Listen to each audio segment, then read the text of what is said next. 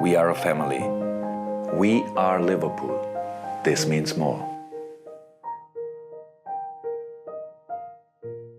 리버풀의 새로운 감독 아르네 슬롯이 드디어 도착했습니다. 6월 1일부로 정식 감독으로 임명되었지만 전 감독인 위리겐 클롭에 대한 예의로 조금 늦게 공식 일정을 소화했습니다. 유로 2024, 코파 아메리카, 여름 휴가를 이유로 선수단과 공식적인 만남을 하진 못했지만 이제 본격적으로 새로운 시즌을 위한 준비를 시작한다 합니다. 오늘은 아르네 슬롯의 리버풀 첫 공식 인터뷰를 토대로 그 안에서 궁금해할 만한 정보를 가볍게 정리하는 시간을 가져보도록 하겠습니다. 아르네 슬롯, 이전까지는 네덜란드에서의 소식들을 토대로 슬롯을 파악했다 보니 명확히 그가 어떤 생각을 가지고 있는지 알 수 없었지만 이번 공식 인터뷰를 통해 그가 어떤 생각을 가지고 있는지 명확히 알 수 있었습니다. 질문 순서에 맞게 하나씩 뜯어보죠. 첫 번째, 아르네 슬롯의 공식적인 행사가 늦게 진행된 것은 위리겐 클롭에 대한 예의였다. 공식적인 리버풀 감독으로 발표된 날짜는 6월 1일. 하지만 그 이후로 어떠한 행보도 없다가 6월 20일에 공식 인터뷰가 발표되었습니다. 조용한 상황을 보며 여러 추측들이 있었지만 역시나 9년간 리버풀 그리고 프리미어리그에서 거대한 업적을 남긴 위리겐 클롭의 작별 인사에 대한 여운을 더 가져가기 위함이었다 합니다. 스포트라이트가 자신보단 클롭에게 더 오랫동안 향하길 바랬던 것입니다. 두 번째, 슬롯과 클롭의 유사성은 보드진이 그를 택하는 데 있어 영향을 주었다. 클롭과 슬롯 간의 유사성 관련된 질문이 있었는데 이에 대한 슬롯의 대답이 상당히 인상적이었습니다. 그들은 정확히 같은 타입을 찾고 있던 것은 아니지만 어떤 방식이 성공적이었다면 그것을 이어가고 싶어 합니다. 이는 아마도 그들이 저를 선택한 이유 중 하나일 것입니다. 슬롯이 말하는 특정 방식에서의 성공, 그리고 이 방식을 이어가려는 리버풀의 의지, 대체 이게 무엇을 의미할까요? 감독, 단장, 회장, 3권 분립의 완성형, 각기 다른 위치에서 3명이 균형 있게 권력을 나눠갖고 서로를 견제하며 건설적인 운영을 했다는 것을 의미합니다. 리버풀 1기 구조를 보시면 위리겐 클롭, 마이클 에드워즈, 마이크 고든, 리버풀 2기의 구조를 보시면 아르네 슬롯, 리차드 휴즈, 마이클 에드워즈. 감독이 경기장 밖에서 하는 행동들을 최소화시키며 온전히 축구에만 집중할 수 있도록 뒤에서 보좌하는 포지션의 경우 고든에서 에드워즈로 향했으며 에드워즈에서 휴즈로 바뀌게 되었습니다. 인물만 바뀌었지 성향이라든지 방향성 자체는 하나도 바뀐 부분이 없습니다. 따라서 감독만 위리겐 클롭과 흡사한 점을 가지고 있다면 이론상 다시 한번 황금기를 마주할 수 있는 구조적인 형태를 가지게 된다. 그럼 슬롯과 클롭이 유사하긴 할까요? 위리겐 클롭의 도르트문트, 아르네 슬롯의 페노르트, 이 둘 간의 유사성을 보면 첫 번째, 언더독에서 탑독, 리그 우승의 결실을 맺었으며 두 번째, 불안정한 재정난 속에서 이뤄낸 결과물, 세 번째, 20대 초반 유스 선수를 핵심 선수로 성장시켰다는 것, 네 번째, 유럽 대항전 결승전을 경험했다는 것, 다섯 번째, 선수단과의 관계 형성에 강점을 지니고 있었다는 것. 몇몇 팬분들은 슬롯과 클롭을 엮는 것은 억지에 가깝다 하지만 솔직하게 다른 점이 몇 가지나 있나 싶을 정도로 흡사한 부분이 많습니다. 현재 리버풀이 가지고 있는 특성과도 맞물리는 부분이 많기 때문에 아르네 슬롯이 가지고 있는 특성을 그대로 리버풀에서 보여줄 수만 있다면 꽤 높은 확률로 좋은 성과로 이어질 것이라 보고 있는 편입니다. 세 번째, 위리겐이 남긴 것을 바탕으로 작업할 것이다. 보드진이 슬롯을 택한 가장 큰 이유 중 하나일 것입니다. 이는 슬롯이 직접 입으로 말한 부분이기도 하죠. 물론 변화가 있지만 여전히 많은 것들이 그대로입니다. 저는 선수들이 여전히 동일한 것이 가장 중요하다 생각합니다. 물론 우리는 때때로 감독으로서 많은 영향을 미친다고 생각할 수 있지만 결국에는 선수들에게 달려 있습니다. 팬들도 여전히 동일하다 생각합니다. 그래서 많은 부분들이 그대로이며 우리는 위리겐이 남긴 것을 바탕으로 작업할 것입니다. 많은 유사점을 보게 될 것입니다. 하지만 저도 저만의 특성을 가지고 있습니다. 그것이 또한 저에게 기대되는 것입니다. 인터뷰 전체에서도 이 부분이 특히 기억에 남았습니다. 선수들이 여전히 동일한 것이 가장 중요하다 생각한다. 우리는 위리겐이 남긴 것을 바탕으로 작업할 것입니다. 이를 통해 슬롯이 중요시 여기는 부분이 무엇인지 알 수 있었습니다. 이미 과거에 제작한 영상에서도 언급했다시피 리버풀이 아르네 슬롯을 택한 가장 큰 이유는 호환성입니다. 전술적인 호환성, 비슷한 게임 모델, 큰 변화가 필요 없는 스쿼드 운영, 클롭과 흡사한 슬롯의 성향, 전술적으로도 클롭의 스쿼드를 그대로 이어받아 성과를 만들어낼 수 있으며 인물의 성향 자체도 클롭과 흡사하다 보니 선수단을 다루는 데 있어서도 큰 문제가 발생하지 않을 것입니다. 전임자인 클롭의 스쿼드를 운영하며 부담감을 가지는 것이 아니라 해당 스쿼드를 토대로 성과를 내겠다 선언한 부분은 바로 보드진이 바라는 이상향에 가까운 발언이 아니었을까 싶었습니다. 구단 운영 차원에서 이익과 손해 관점에서만 바라본다면 후임자의 성공만을 기대할 수는 없는 노릇이다 보니 실패하게 되면 어느 만큼의 실패 규모를 보일 것인지가 중요할 수밖에 없습니다. 성공은 물론 좋지만 실패의 가능성도 배제할 수 없는 가운데 실패하더라도 그 그 규모가 가장 적을 만한 선택이 바로 아르네 슬롯이라 볼 수 있죠. 더불어 슬롯은 반복적으로 클롭이 남겨놓은 여러 요소들을 칭찬했습니다. 감독으로서의 역할에서 중요한 것은 사람들과의 관계입니다. 저는 스태프와의 관계뿐만이 아니라 선수들과의 관계, 선수들 간의 관계, 스태프와 선수들 간의 관계도 중요하다 생각합니다. 위리겐이 선수들의 플레이 스타일 외에도 잘한 것 중 하나라고 생각합니다. 저에게는 도전입니다. 왜냐하면 여전히 클롭과 함께한 많은 사람들이 리버풀에 있고 여전히 그를 사랑하기 때문입니다. 이미 말했지만 위리겐은 클럽을 정말 좋은 상태로 남겨두었습니다. 클롭이 남겨둔 문화, 분위기, 스쿼드 모든 것에 대해 인정하며 자신의 색채를 입히는 것이 또 다른 도전이라 말하는 슬롯. 고집부리며 전임자의 그림자를 지우려 노력하는 감독이 아니라는 것이 느껴져서 슬롯에 대해 더 흥미를 느끼게 되는 것 같습니다. 네 번째, 매니저가 아닌 헤드코치 포지션에서 일하는 것은 지극히 정상이며 이상적인 방식이다. 저에게는 헤드코치로 일하는 것이 정상적입니다. 왜냐하면 유럽과 네덜란드에서는 이 방식이 일반적이기 때문입니다. 매니저와 헤드코치 사이에 큰 차이가 있다 생각하지 않습니다. 다만 헤드코치는 제가 하고 싶은 일을 완전히 할 수 있습니다. 그래서 팀과 함께 일하고 팀을 최상의 상태로 준비시키며 리차드와 저는 선수 이적 관련해 함께 일할 것입니다. 이것은 제가 항상 일해온 방식이며 저에게 이상적인 작업 방식입니다. 영입 권한에서부터 구단 운영 관련된 모든 부서에서의 영향력을 지니고 있는 매니저는 아무 감독에게나 부여되는 직위가 아닙니다. 어떻게 보면 매니저라는 직위는 잉글랜드에서 더 강화된다 볼 수 있습니다. 일반적으로 보면 유럽에 있는 대부분의 감독들은 헤드코치 포지션에 있습니다. 감독의 전술화에 필요로 하는 선수들을 백룸에서 찾아주며 보좌하고 감독은 오로지 필드 위에 있는 선수들에게 집중하며 결과를 만들어냅니다. 슬롯이 페이노르트에서 일해온 방식은 헤드코치였으며 클롭이 도르트문트에서 일해온 방식 또한 헤드코치였습니다. 물론 도르트문트에서의 영향력이 커지게 되며 조금 더 권한을 가지게 된 부분은 있겠지만 구조적으로 헤드코치로만 일해왔다 볼 수 있습니다. 리버풀에 오게 되면서 매니저 포지션으로 바뀌었다 볼 수 있는데 그럼에도 클롭이 9년간 보여준 대부분의 행동 방향성은 헤드코치에 근합니다. 애초에 페네이 스포츠 그룹 아래 구성된 보드진의 방향성 자체가 헤드코치를 쓰는 것이지 매니저를 두고 감독의 절대적인 권한을 향상시키는 데 있지 않습니다. 물론 일부 영향력이 높아진 부분은 있겠지만 결코 아니 절대 감독 스스로 독자적인 선택을 할 수 없는 구단이 리버풀입니다. 따라서 페네이 스포츠 그룹이 리버풀의 구단주로 자리하는 한 감독은 백룸 스태프들의 영향을 크게 받을 수밖에 없으며 그들의 운영 방식을 이해하지 못한다면 결코 리버풀에서 성공할 수 없습니다. 대표적인 예시가 바로 브랜든 로저스입니다. 일명 이적위원회라 불리는 백룸 스태프들에 대한 신뢰가 높지 않았던 터라 아무리 좋은 선수들을 추천해주더라도 로저스의 고집을 꺾지 못하면 영입할 수가 없었습니다. 이 때문에 놓친 선수도 수두룩하고 로저스는 자신의 입장에서 요구했던 선수들이 영입되지 않자 당연히 불만을 가질 수밖에 없던 것이죠. 건설적인 토론을 통해 최선의 선택을 하고자 했던 보드진 입장에선 여러모로 로저스와의 궁합이 맞지 않았습니다. 그 결과 경질로 이어졌죠. 아르네 슬롯은 페이노르트에서부터 단장의 영입 방침을 수용하며 선수 영입, 방출 관련해서 별다른 이슈를 만들어내지 않았습니다. 이는 도르트문트에서의 클롭도